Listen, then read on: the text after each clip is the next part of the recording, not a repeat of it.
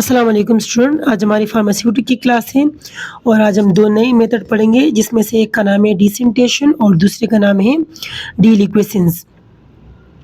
सबसे पहले डिसेंटेशन क्या होता है? The simplest method of separating solid from liquid is the process of desentation, which simply means letting the solid settle to bottom of the container and pouring off the liquid।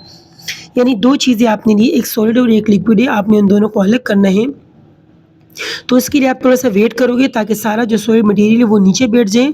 उसके बाद आप उसको जो उसमें से लिक्विड दूसरे container में डालोगे, जैसे आपको इसके डायग्राम में नज़र आ रहा है। अच्छा, decanting is the careful process of pouring flow of liquid from one container to another, usually leaving behind sediment.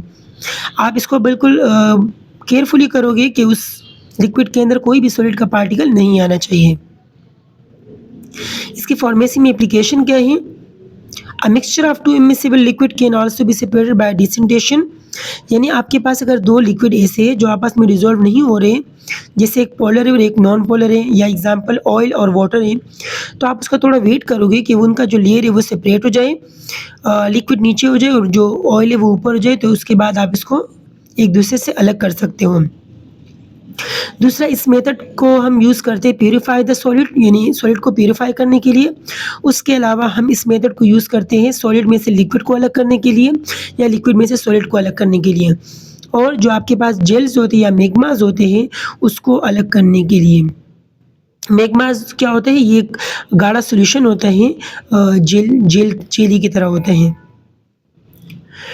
डिलिक्वेंस क्या होते हैं?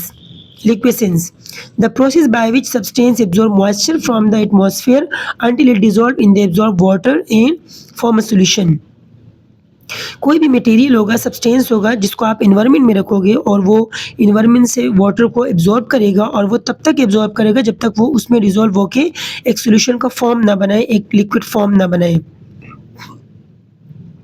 या दूसरी definition, it is the chemical process in which any anhydrous compound, anhydrous compound वो होते हैं कि जिसमें पानी ना हो, बिल्कुल सूखा कंपाउंड हो, catch up the water from its surrounding environment and convert it self into hydrated containing water form. यानी जो बिल्कुल सूखा फॉर्म होगा, इनहाइड्रस कंपाउंड होगा, वो एनवायरनमेंट में से वाटर को एब्जॉर्ब करेगा, पकड़ेगा और उसके बाद उसको लिक्विड फॉर्म में कन्वर्ट कर देगा।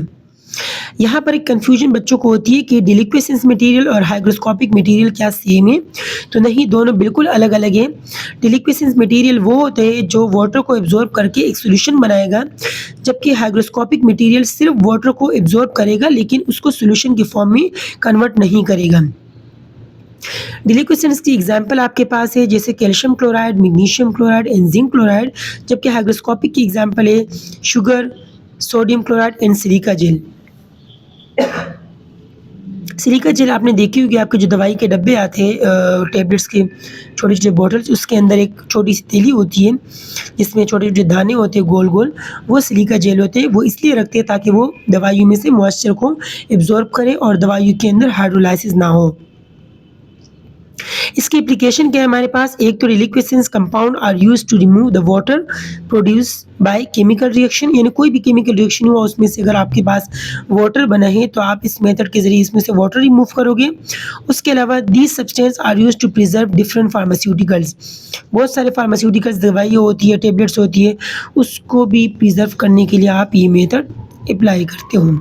ये हमारा आज का टॉपिक था। उम्मीद है सबको समझ आ गया होगा। इससे रिलेटेड कोई भी क्वेश्चन हो तो आप लोग पूछ सकते हो। ओके स्टूडेंट, अल्लाह हाफिज़।